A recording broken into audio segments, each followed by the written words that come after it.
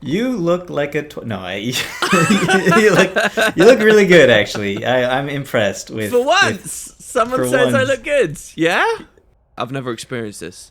Well, Ever. since I've given you a compliment, this will immediately get cut from the video. No. So okay, this build, I'm gonna go out on a limb here, and I'm going to say that. God, okay, I gotta start by saying I made this build and I did not know what to use it for the longest time. I hopped into World versus World, tried it out there, and it was comical. It was comical using this build in World versus World. Not because go ahead, sorry. I got to be clear with you here. You're not doing a very hard sell right now. I know. This is not a very good sell. I have to sell this badly. I have to be able to say, don't use this build to people. Because otherwise, if I sell this too hard... This is my job, though. No, you don't understand. If I sell this too hard, people will get all up in my shit. Like, why? hardcore. Why on Rev? You'll find out why. You'll find out why, okay? But anyway, so I was trying this in World versus World. I was trying this in World versus World. It was comical what was happening. But it wasn't quite... I didn't feel it. Like, it was fun going around with it, and actually in group situations it was fantastic. But by yourself, roaming, not great. not that good. So be clear with me here. Is it good in World versus World or no? Yes, in several circumstances. But not all of them. Not the way I was using it. So anyway, I was in PvE, same deal. It's good. It's solid. It doesn't do very much damage to things, but that's okay. It's good. But you don't care about PvE, right? Unless you're talking about one particular thing. Late fractals and raids. Raiding. Okay. So I'm gonna go ahead and say this is a raid, but you're giving me a raid build. I'm giving you a raid build. With this kind of a sell. Oh god! After I failed to use this properly in World vs. World, I said, "Hey, let's just put it in raids. It's got to be good, right?" Have you raided on it? No, not yet. I have not raided on it yet because I am too ashamed to try to use it in raids. I'll probably eventually, maybe before I put out this video, I'll do it with like Teapot and see how that works out because he seems very interested in it, actually. But the internet can go ahead and try it out as well. Right? Yeah, go ahead, internet. Do the play testing where Boots hasn't yet. Don't pug it because you probably will not be accepted. But here, okay, so, oh boy, all right, here we go. This is a Ventari Revenant build. You know, I almost said as a joke right at the start. Can you make healing work, please? I have done so. I've gone ahead and done so. Okay, all right. Yeah, no. So everybody in the comments right down there, no, you haven't. You suck, Boots. Go away. This is never gonna work. Well, I don't know. I don't understand your major hesitance. My understanding, I've never played Ventari Rev ever, but my understanding has been that it's actually quite good. You've just got to be really good at it. That's it. Everyone else can face roll through, but on a healing build, but you've got to like work. Yeah, and preempt and so stuff. I've taken that idea about having to work hard with it and put it to the extreme. It is the build that you play in raids or whatever if you want to have to do as much work as possible to be good. Has it got built into it like every a bypass for every mechanic that raids throw at you? That's a cool idea if it's got that. Kind of, it does. It does have quite a few of those. I mean, Ventari Tablet in itself has a lot of bypasses in it, right? Okay, yeah. It's got. Okay, we were gonna go in there anyway. I was gonna swap on Ventari and I fell. Well done. Oh my gosh. Okay. All right, we'll continue this at the bottom of the volcano. Okay, with so all the destroyers. So you're Glint Ventari. I'm Glint Ventari. Herald, Salvation, Retribution. I really got to get into. I got to stop just wishy-washing around it. I got to get right into it now. Okay. Okay. All right. Let's do it then. All right. So Salvation. First of all, I start with Nourishing Roots. Grant regeneration to allies near Ventari's tablet. Okay, which is what we currently just had a lovely demonstration of. Exactly. So it will be doing about 300 a second, which is pretty nice. Okay. And that's permanent regeneration to everybody. Then To everyone, heart it says 5 targets. to everybody next to the so 5 targets. But it with the boon duration and all that, it'll be a little bit more. And also, since you're swapping into what's it called? Herald every once in a while, the dragon stance, it will pump out to more people when you cast your healing stance. Okay. Then we got a looting nullification. Dodge rolling removes a condition from nearby allies, just for a little bit of condition removal. Also, you have more toughness based on your healing power. That's nice. Increases healing to allies. That's very nice. And finally, selfless amplification. Increase outgoing healing based on a percentage of your healing power. So that's another about 20% outgoing healing. I have Radiant Revival just for those revives. I mean, as a healer, you're gonna want to. I was a bit scared at the start that this was gonna be like some weird mercy runes. You just liked infuse light, so you were just using it.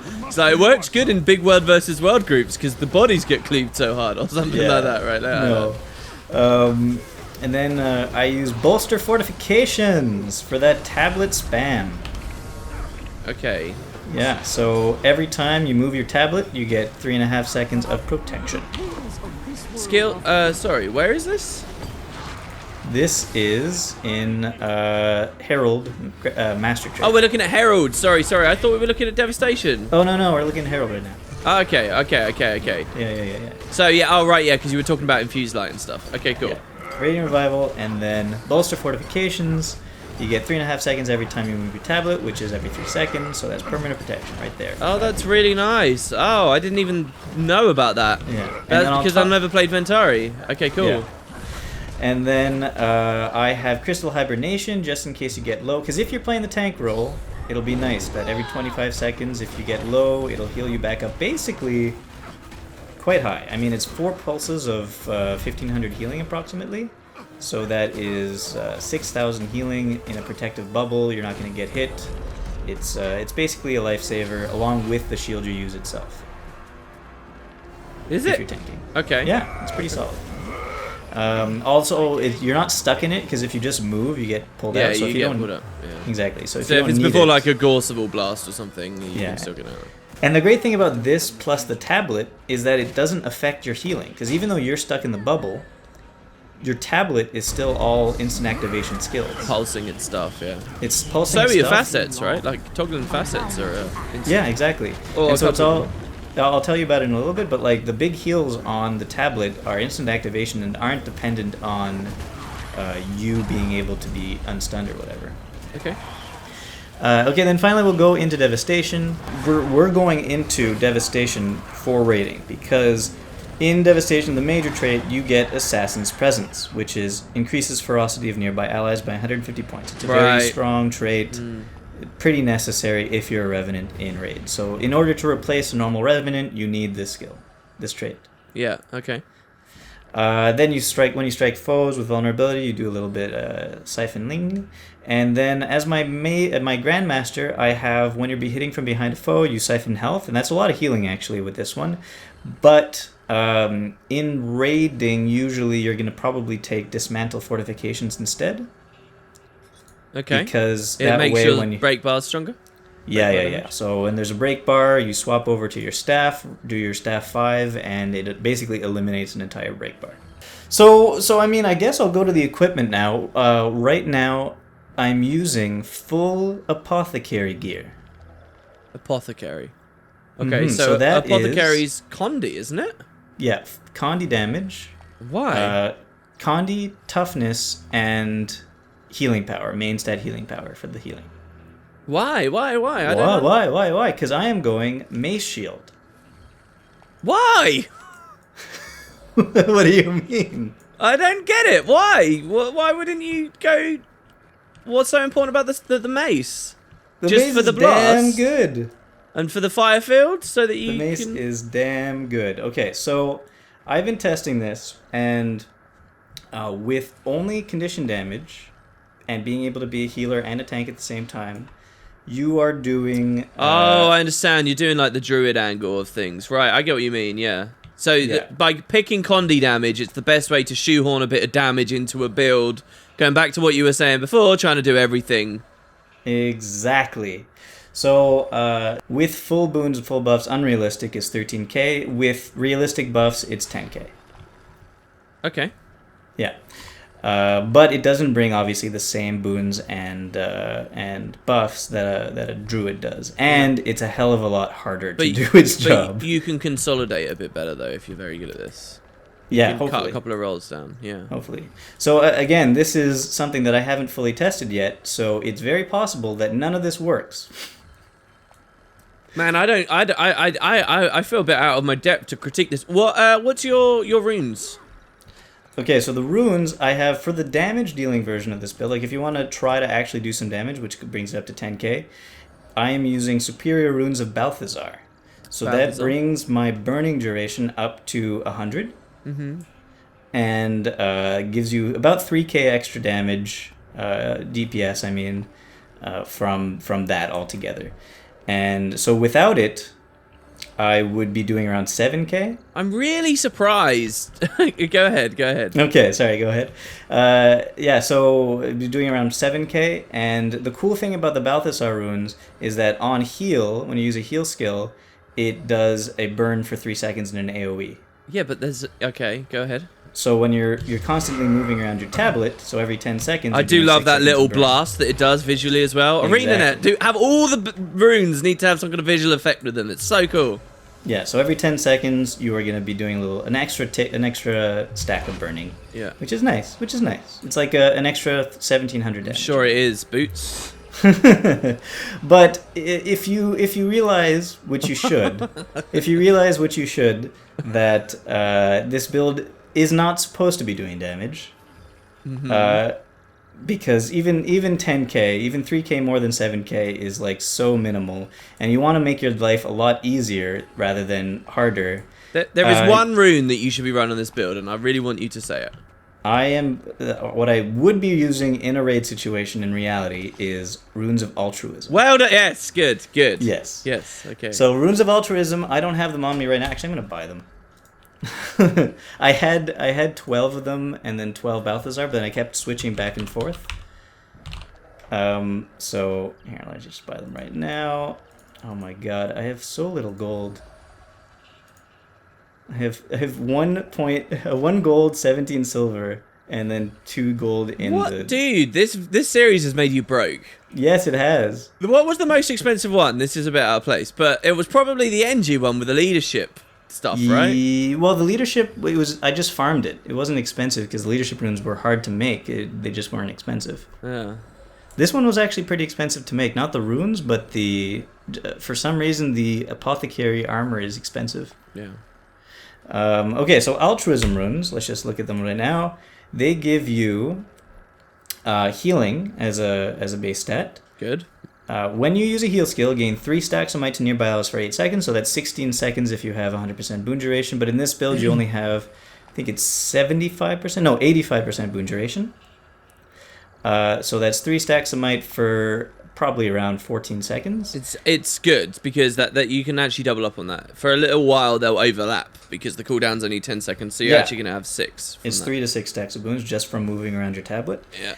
And then when you use your heal skill also you get Fury for 5 seconds. Which is the more, in my opinion, the more exciting one. Which in reality is also 8.5 seconds. And it is, or is it 9 seconds? Anyway, it's like 9 seconds or 8.5 seconds. Basically, what people need to understand about that is it's almost just from the runes and the Ventari combo. Almost just from that, he can have Perma Fury on people. Almost. Yeah. And if I wanted to, I could. Instead of running, like if I wanted to go, instead of condition damage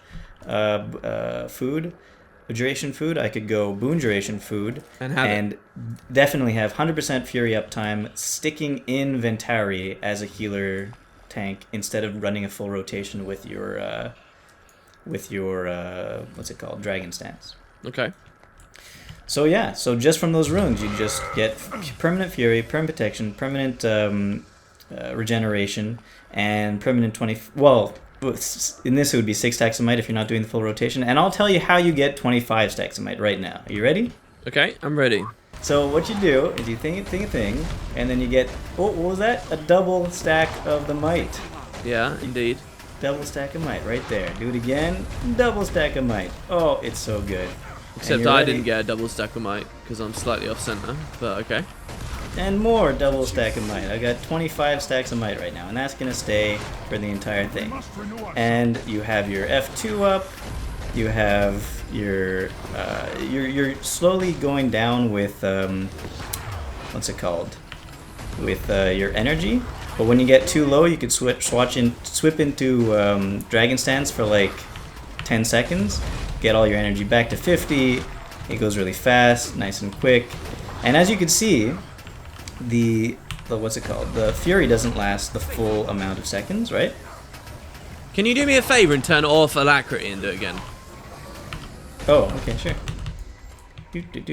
But when you're next to a Mesmer, when you are the only person in Mesmer's party, you're gonna have Alacrity. No, I don't think that you're gonna have that kind of uptime all the time. Okay, fine. So I removed Alacrity. Let's just make it a little bit more realistic. That's all. Just a little bit. Okay, all right. So the cool thing about the shield, though, also is it has Shield 4, and with your trait, your Grandmaster Crystal Hibernation, the Soothing Bastion, every time you use a shield skill, the duration of the boons you do increases by 2 seconds. Okay. So it's gonna extend the protection and extend the might and extend the fury on you. So you do that. It also gives everybody a lot more protection because that's what it does. 4 seconds. Is this supposed to be perma-prot right now? Yeah, it would be perma-prot. What do you mean would be? What do you mean would be? Wait, it should be, shouldn't it, right now? Yeah, it is. Okay, I mean, well, it was dropping. Okay, all right. Oh yeah, you're not in my zone. No, I am in the zone. I'm getting it now. You've maintained it. Okay, all right. Well, anyway, so maintaining all the stuff. There we go. I wasn't really paying attention to it before. But yeah, perma-prot. The Fury is at like 90% uptime. It's all looking good. The Fury and the Prot look scary, but they're good. I just hit 25 might again with no Alacrity. Yeah, there you go. As you can see, you're going down in energy. You would start off this rotation without 100 energy, so by now you would actually have had to switch. Yeah. So I'll show you what you do when you switch. You go into this, cast these guys, cast this one twice, cast the swiftness one twice. So right now you're giving more might and more fury to everyone, and it's going to last just enough time that you could go back to Ventaria when you're out of energy. Okay. So right now your fury is actually more stable, much more stable. The only thing that's a little bit less stable is the protection, but that's not a big issue because that is pretty solid as it is. Mm-hmm.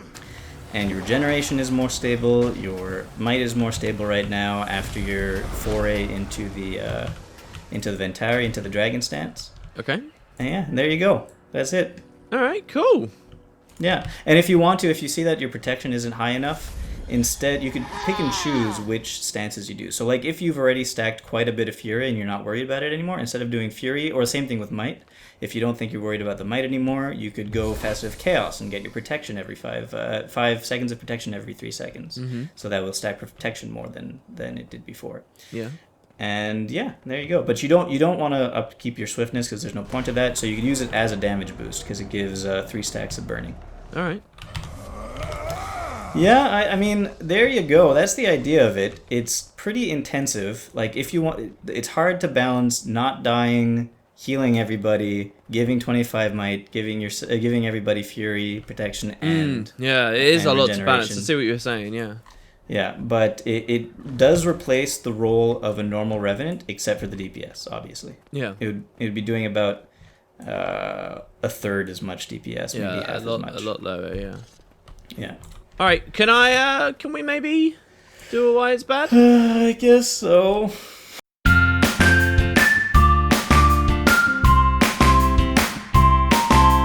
Okay, dude. All right. This is why it's bad. Okay. It can't do all that stuff. It can't. Especially number one. Especially this is not replacing a PS warrior. It is not. It's not doing it, Boots. Okay. Number one is based on the fire field. That's going to get overwritten if you have like Necros around, you've got a Mesmer around. You can't rely on the blasts at the moment. I like the blasting gameplay. I think it's cool, and I miss the way that it used to be sort of blast, do the thing, blast, do the thing in the old dungeons. It's not gonna do this. This is unreliable just because it's blasting a fire field, let alone the finicky double bounce.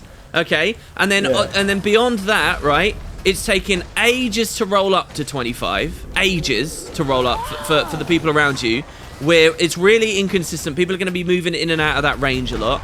And then the cherry on top with the might thing, dude. If you're tanking, there's mobility involved in that. You have to actually keep the boss where it needs to be, and that is not going to enable you to be spamming this. True, but you're only doing the might blasting every 6 seconds or 8 seconds. Actually. Dude, you're doing it constantly. What are you talking about? Every 8 seconds. You can't tank while doing that. You can't. It's not going to work. Every 8 seconds. It's not going to work. And that's just the final reason, right? Yeah, on a myriad of other reasons. In reality, this build is awful. It's awful. It's awful. It's awful. Oh, it's trying to replace so many things, but in reality, it's never going to replace those things.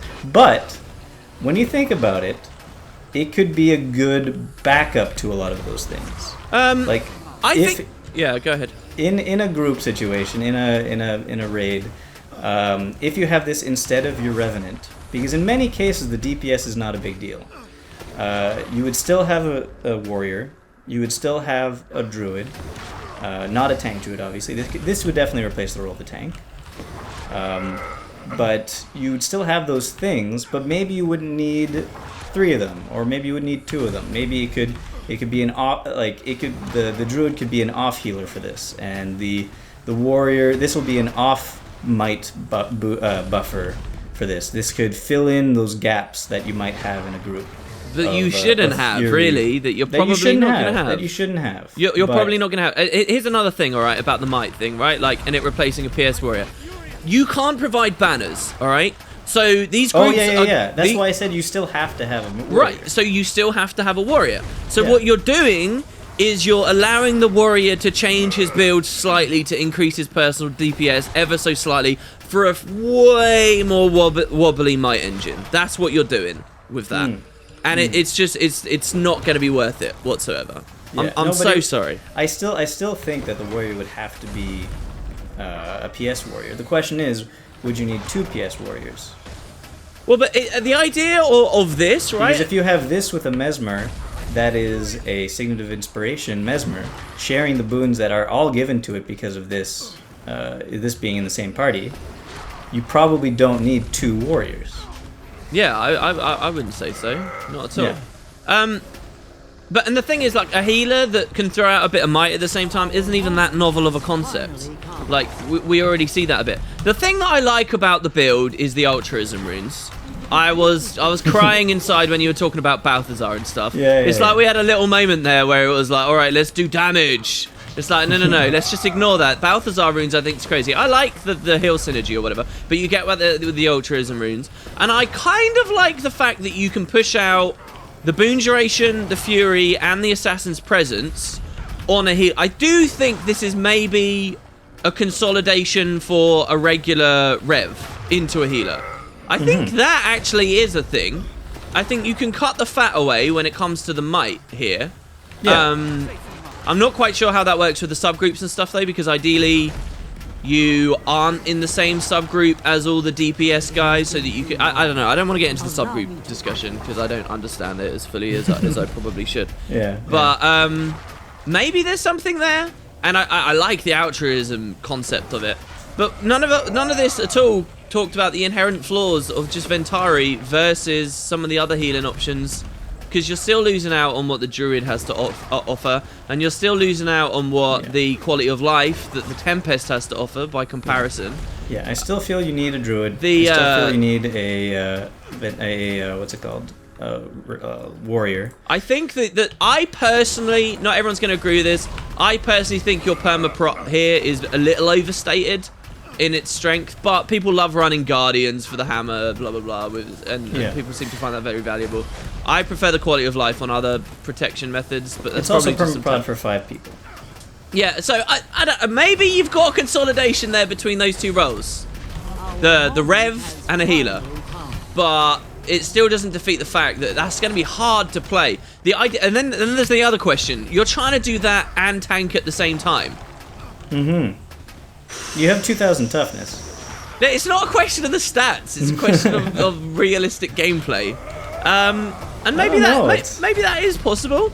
I think it's possible. One thing I especially like as well is, like I keep thinking about like VG, like think about right at the start. I like the idea of being like a tanky, I really like the idea of the skill cap behind.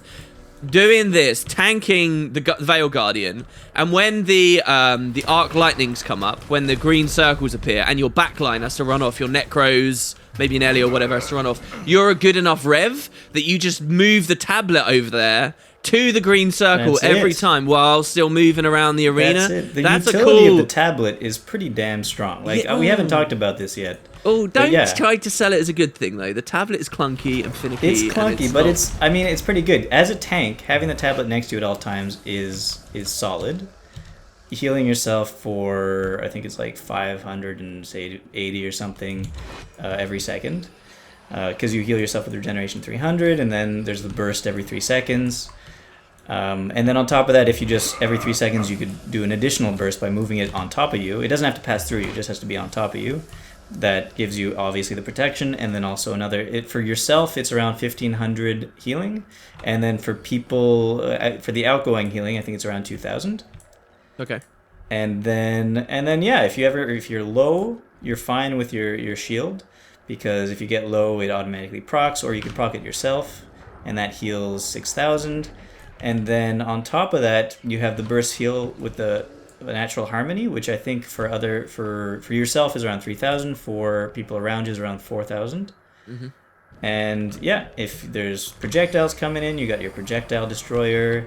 If there's too many conditions on you and the people around you, there's a heal that removes 3 conditions. And yeah, it's really good. Really good. Talking about traits, some other bad stuff. I don't really agree with your master level salvation trait. I think that I think taking Tranquil Benediction would be good, and then what you could do is you could actually swap off Nourishing Roots to instead run Tranquil Balance. But Tranquil Benediction is only for the staff. Yeah. Okay. Because we're not doing the might. the might's a bad idea. All right. Run yourself. I like the shield. The shield is so good. Oh, but what? Because a bit of boon duration? Boon duration. It also heals for 2,500. All right. Well, okay. I'll hold my hands up. I don't play Ventari Rev. Maybe that is better. Maybe your trait option with the shield is better. It gives protection too for 4 seconds. That was something. Yeah, that's true. The protection is quite nice. I do like Envoy of Exuberance. The names of these skills, man. This is like the Tempest skills. They got such crazy names. Envoy of Exuberance. Are you serious right now? Anyway, yeah. I would be curious to see it in action, as always. I'm looking forward to any footage you may have found of something like this. Yeah. I have the stupidest thing while I was in War vs. World of like a proper roaming warrior with crazy crits coming at me and like spending 20 minutes trying to kill me, and then finally it was just like somebody came and helped me and killed him. Yeah. Well, and also the last thing I wanted to talk about is the necessity for you to be the tank. You know, there's a reason people run chrono tanks at the moment, and it's because you're taking it anyway. So just let them have that role at the same time. Yeah. The issue is that chrono tanking's hard. Okay, and this isn't? Well, I don't know yet. Ah, well, okay, we'll see. All right, we'll see. We'll find out. Here's the last point, all right? I would say this is a bad build because really the game suffers for having this build in it, right? And what I mean by that is in an ideal world with proper design, there are designated roles and things to build into and a sense of place for people and a sense of purpose in this kind of content. You can't just take it all from people. Yeah, like I would say this does not ever have a place in an organized run with everybody knowing their role, everybody being good at their role. And you're running a mirror comp, or you're running like any kind of those QT perfect, really good compositions. This has no place. No place at all. It can't even be shoehorned into any of them. Oh, actually, I'll tell you another place I like this. I genuinely do like this. When you're in random world boss zergs, having the comfort of knowing, look, these people aren't dying. I'm giving them perma fury. I'm buffing their damage with Assassin's Presence. Giving them protection. I actually are keeping their scholar bonuses up because all these people run the most YOLO stuff that they can't maintain. Yeah, I actually think, it's the use case for that, how much people are asking for a build that does that is very low, but I think it is good at that.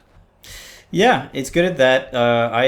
I've been three-manning. I mean, dungeons are dungeons, they're pretty easy. But I've been three-manning dungeons as the designated healer / might giver / everything giver, and that works.